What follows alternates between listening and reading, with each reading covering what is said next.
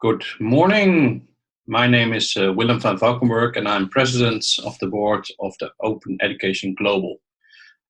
We are a worldwide organization network of universities that are all active in open education. I would have liked to be there with you in Japan, but unfortunately with the current conditions, we're not allowed to travel. And it's a quite busy time for education. At my university, we have to move into remote teaching and learning overnight. And I've been working almost nonstop to make that happen for our campus students. And I know a lot of you also have been very busy with this. So I would have had a much more extensive presentation, but unfortunately I was lacking the time now getting everything done for our students, because that's why we're doing education and open education. So today I will talk about open education as providing lifelong learning as opportunities for all. I think that open education gives everyone an opportunity to learn, and it is not restricted to a university, and you can continue to use it. And that actually aligns quite well with the Sustainable Development Goals. There are 17 goals, and one of them is the quality education. And what it says is ensuring inclusive and equitable quality education and promote lifelong learning opportunities for all. And I think that's where open education can play a role. So through education, people can get better jobs and have better lives. And especially in times like this, when everyone is stuck at home, quarantined, education and open education can be a great opportunity for them to start learning, to keep on learning, and to prepare them for their next job. But there are big differences in open education.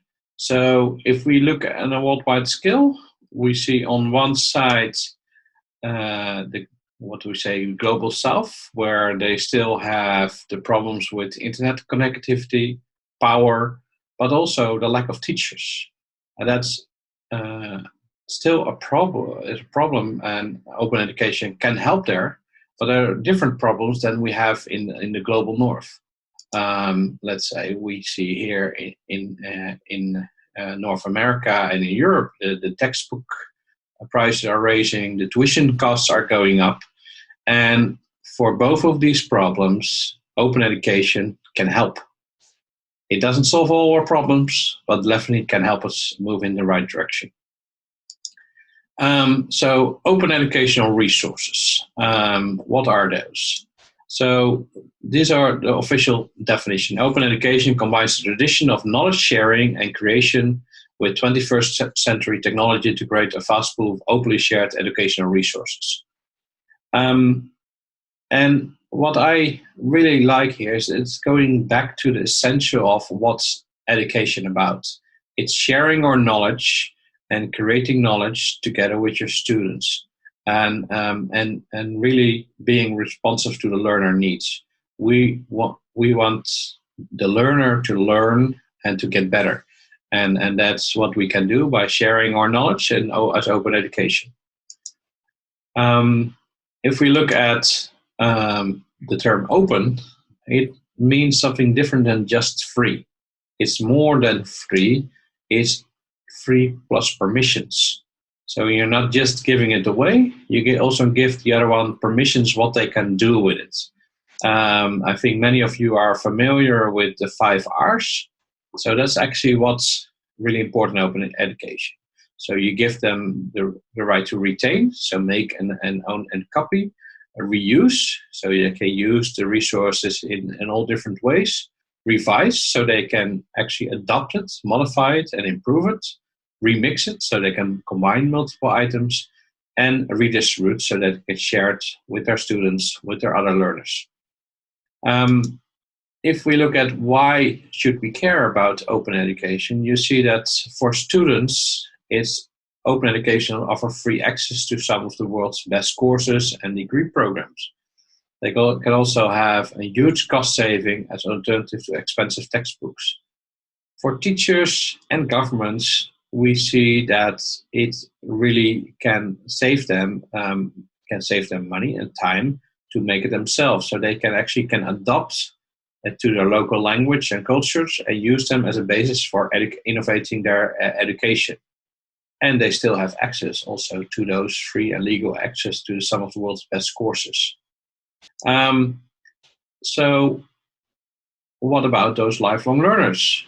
I think here it says free information is a fundamental human right, and the OERs make it possible for people of all ages and backgrounds to learn more about the world around them and access the tools they need to improve their lives and livelihoods. So it actually makes lifelong learning much easier because the content is there. And that's what we now actually see. In my university, we have MOOCs on our edX platform. And since the start of the coronavirus and everyone quarantined, we've seen the number of enrollments in our MOOCs double compared to a normal week. So a lot of people are now going into open education because they're stuck at home. So this is an overview of the MOOCs we offer as TU Delft. And it's quite diverse, but it's all about engineering, science, and design. All these MOOCs are openly licensed. So that means that anyone can use the resources of this course and can reuse them, can adopt them, can remix them, and do different things with it. An example there is the localization of MOOCs. So I have some examples here. So first is Kinhoc.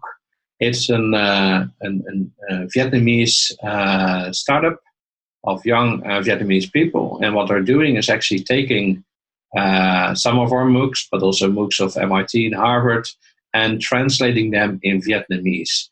And that way, young Vietnamese people have access to these resources and actually can learn themselves. Another example is Asuka Academy. I think you're all familiar with it. And I think that's a great example. A couple of our courses are in there. And it's also translating those English language MOOCs into Japanese to help the Japanese people. And in 2016, I know you received an award for that.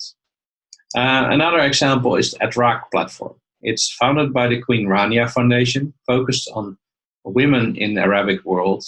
And also, they are really localizing the MOOCs. So not just taking the content and translating it, but actually adding local cases about what is happening in the Arabic world. For example, we have a MOOC about solar energy and are using that MOOC to adding cases about solar energy situation in Arabic world.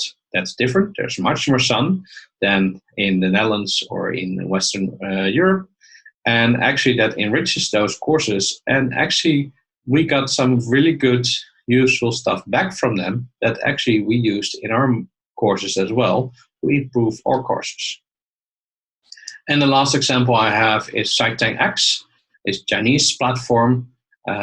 We all know the big firewall in China. And this way, we actually got content of our MOOCs. It's published on the SciTechX platform with Chinese subtitles so that the Chinese people can also access this great content. And that's all possible because we license those courses with an open license, and they can do that. They don't have to pay for it. Some do because they like us and they want some extra, but it is free to do that. I think that's a great example of open education in the world and can really move the world forward. So going back to the lifelong learning opportunities for all. If we match those sustainable development goals, then we read here, it's the inclusiveness is important and it connects to allows adaptation. The equitable, it's open and transparent. The quality is about adapt and improve, and for always the open access. So I think it's a great way to see that open education can have a big role in lifelong learning for all. Thank you very much. I hope you have a great conference, and hopefully in the future I will see you in person in Japan.